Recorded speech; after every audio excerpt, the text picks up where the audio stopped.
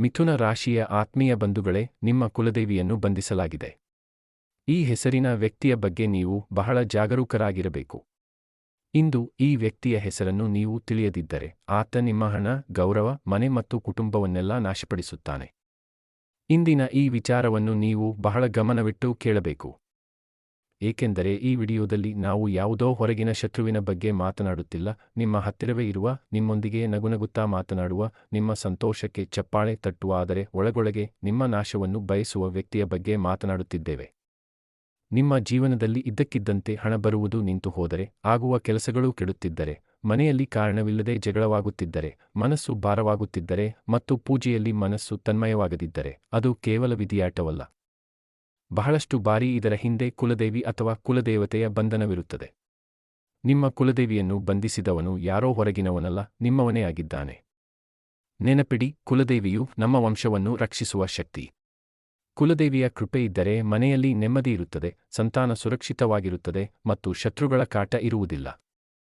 ಆದರೆ ಕುಲದೇವಿಯನ್ನು ಬಂಧಿಸಿದಾಗ ನಿಮ್ಮ ಆತ್ಮವಿಶ್ವಾಸ ಕುಗ್ಗುತ್ತದೆ, ನಕಾರಾತ್ಮಕತೆ ಹೆಚ್ಚಾಗುತ್ತದೆ ಮತ್ತು ನೀವು ಖಿನ್ನತೆಗೆ, ಡಿಪ್ರೆಷನ್ ಜಾರುತ್ತೀರಿ.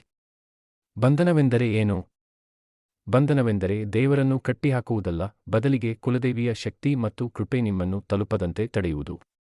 ಯಾವುದೋ ತಾಂತ್ರಿಕ ಕ್ರಿಯೆ ಅಥವಾ ಮಾಟಮಂತ್ರದ ಮೂಲಕ ನಿಮ್ಮ ಮತ್ತು ದೇವರ ನಡುವಿನ ಸಂಪರ್ಕವನ್ನು ಕಡಿಯಲಾಗುತ್ತದೆ. ಇದರಿಂದ ನಿಮ್ಮ ಜೀವನದಲ್ಲಿ ಬಡತನ ಮತ್ತು ಕಷ್ಟಗಳು ಎದುರಾಗುತ್ತವೆ. ಶತ್ರು ಯಾರು? ನಿಮ್ಮ ಏಳಿಗೆಯನ್ನು ನೋಡಿ ಅಸೂಯೆ ಪಡುವ ವ್ಯಕ್ತಿ ಇಂತಹ ಕೆಲಸ ಮಾಡುತ್ತಾನೆ. 90% ಪ್ರಕರಣಗಳಲ್ಲಿ ಇವರು ನಿಮ್ಮ ಆಪ್ತ ಸಂಬಂಧಿಗಳು, ಹಳೆಯ ಸ್ನೇಹಿತರು ಅಥವಾ ನಿಮ್ಮ ನೆರೆಹೊರೆಯವರಾಗಿರುತ್ತಾರೆ. ಅವರು ನಿಮ್ಮ ಎದುರು ಸಿಹಿಯಾಗಿ ಮಾತನಾಡುತ್ತಾರೆ, ಆದರೆ ಬೆನ್ನ ಹಿಂದೆ ಕುತಂತ್ರ ಮಾಡುತ್ತಾರೆ. ನಿಮ್ಮ ಕೆಲಸದ ಸ್ಥಳದಲ್ಲಿರುವ ಸಹೋದ್ಯೋಗಿಗಳು ಇವರಲ್ಲಿ ಒಬ್ಬರಾಗಿರಬಹುದು. ಲಕ್ಷಣಗಳೇನು? ಪೂಜೆ ಪುನಸ್ಕಾರಗಳ ಮೇಲೆ ಅಸಡ್ಡೆ ಮೂಡುವುದು.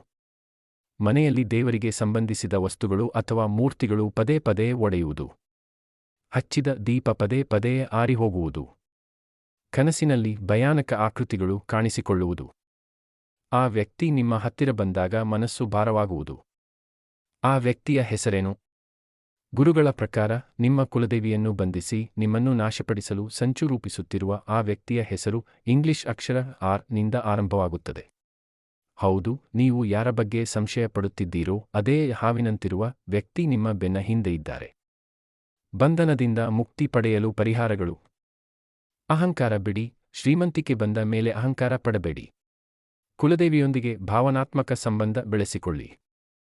ಅಮಾವಾಸ್ಯೆಯ ದೀಪ. ಪ್ರತಿ ಅಮಾವಾಸ್ಯೆಯ ದಿನ ಮನೆಯ ಹೊಸ್ತಿಲಲ್ಲಿ ದೀಪ ಹಚ್ಚಿ ಮತ್ತು ನಿಮ್ಮ ಕುಲದೇವಿಯ ಹೆಸರನ್ನು 11 ಬಾರಿ ಜಪಿಸಿ. ಕ್ಷಮೆಯಾಚನೆ. ಮಂಗಳವಾರ ಅಥವಾ ಶುಕ್ರವಾರ ದೇವಿಗೆ ಸಿಹಿ ಹಣ್ಣುಗಳನ್ನು ಅರ್ಪಿಸಿ ನಿಮ್ಮ ತಪ್ಪುಗಳಿಗೆ ಕ್ಷಮೆಯಾಚಿಸಿ. ಗಂಗಾಜಲದ ಪ್ರೋಕ್ಷಣೆ. ಪ್ರತಿದಿನ ಬೆಳಿಗ್ಗೆ ಎದ್ದ ತಕ್ಷಣ ನೀರಿಗೆ ಸ್ವಲ್ಪ ಗಂಗಾಜಲ ಬೆರೆಸಿ ಮನೆಯ ಮುಖ್ಯ ದ್ವಾರಕ್ಕೆ ಪ್ರೋಕ್ಷಣೆ ಮಾಡಿ.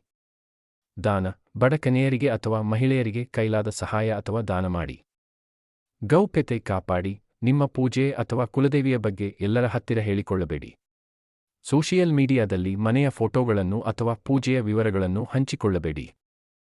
ದೇವರ ಮೇಲೆ ನಂಬಿಕೆ ಇಡಿ. ನಿಮ್ಮ ಕುಲದೇವಿಯು ಖಂಡಿತವಾಗಿಯೂ ನಿಮ್ಮನ್ನು ಈ ಸಂಕಷ್ಟದಿಂದ ಪಾರುಮಾಡುತ್ತಾಳೆ. ಕಾಮೆಂಟ್ ಬಾಕ್ಸ್ನಲ್ಲಿ ಜೈ ಕುಲದೇವಿ ಮಾತಾ ಎಂದು ಬರೆಯಲು ಮರೆಯಬೇಡಿ.